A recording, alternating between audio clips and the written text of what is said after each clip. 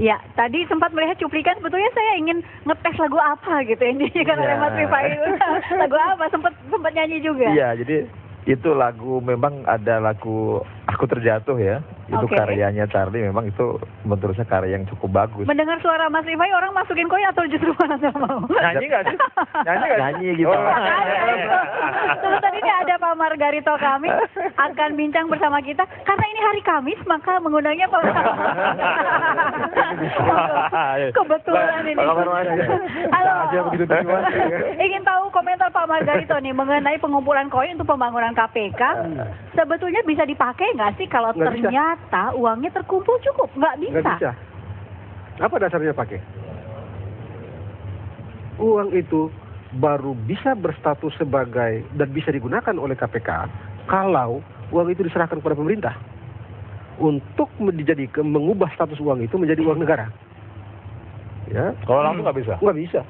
Pak peduli nih, peduli kan? Oh iya, betul, peduli, betul. Begitu. Bisa nggak DPR sekarang kalau yang kayak kemarin ya? Mereka mau bikin gedung DPR lalu tidak mau lah. Kita kan semua tidak mau, banyak orang yang tidak mau pada itu. Mereka bikin seperti yang Ahmad Rifai bikin misalnya. Bisa nggak DPR pakai? Nggak bisa. Nggak bisanya itu karena terbentur oleh peraturan, undang-undang, atau terutama nomor berapa dan lain-lain gitu. Begini. APBN itu alat akuntabilitas dan responsibilitas. Ya. Pasal 23A Undang-Undang Dasar 1945 itu mengatakan pajak dan pungutan lainnya harus diatur dengan undang-undang. Ya, pungutan lainnya yang sifatnya memaksa harus diatur dengan undang.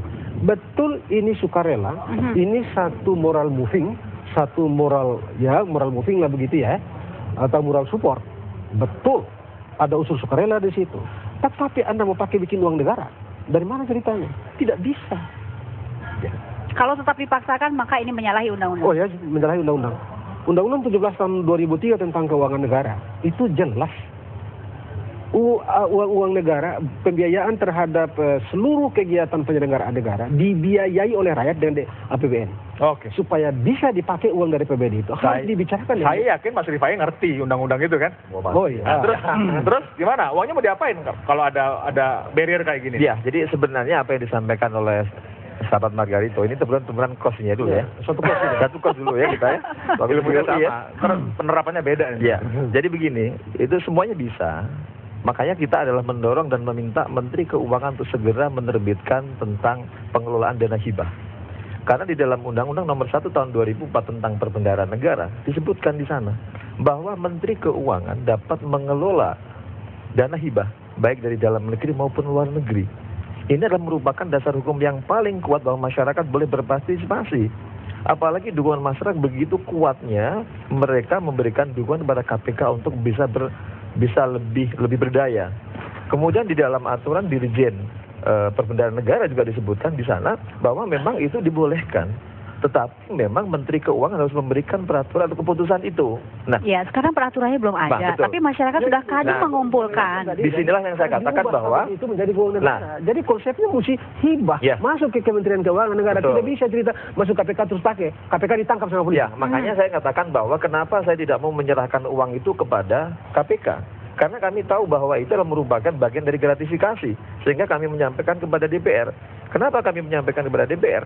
Ini kan di sini ada permasalahan yang publik mengetahui bahwa kurang lebihnya DPR kurang setuju adanya pembangunan gedung KPK.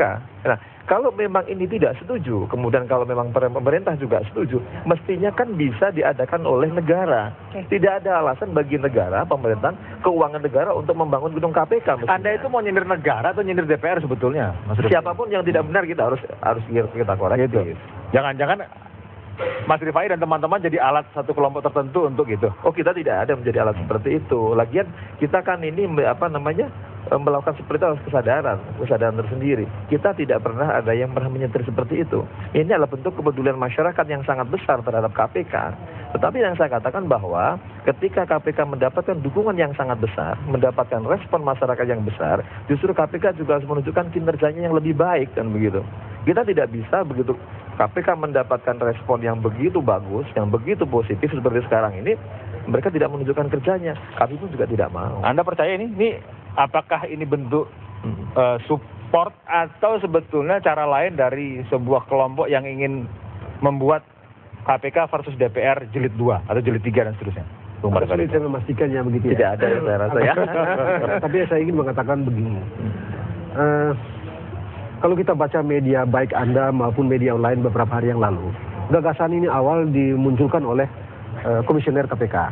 Apakah itu direncanakan atau apakah itu tiba-tiba? Siapa? Itu soal lain. Komisioner Kalau tidak siapa? salah ini kan disebutkan oleh Bambang Wijayanto. Oh, Begitu ya. Ditangkap Kalau tidak oleh salah. polisi. oleh gitu. Tadi siang kalau tidak salah Busro bicara lagi soal ini bahwa akan ada gerakan people power untuk memberikan dukungan ini kan. Dari segi tata negara ada problem. Problem di KPK itu begini. Siapa sih sebenarnya yang bos di KPK itu? Dari segi tata negara loh ya. Undang-Undang nomor 17 tahun 23 mengatakan kuasa satu-satunya pejabat di Republik ini yang memegang kekuasaan pengelolaan negara, pengelolaan keuangan negara adalah Presiden. Kuasa itu dikuasakan lagi kekuasaan itu dikuasakan kepada Menteri Keuangan. Dari Menteri Keuangan sebagai Menteri Keuangan sebagai Chief Financial Officer. Lalu dari Menteri Keuangan dikuasakan lagi kepada Menteri dan Badan. Baik. Ya, siapa kepala badan? Siapa bos di KPK itu? Di situ soalnya soal tata negara ini sehingga kok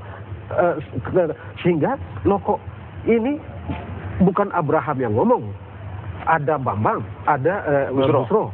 Jadi yang mana di antara tiga orang ini yang jadi bos menurut Undang-Undang nomor 17 tahun 2003 tentang Bisa keuangan menjawab siapa itu nanti ya. Kita Ya, harus gitu. jeda dulu, Gitu, Pak. Bos. Oke. Kami kembali sesaat lagi.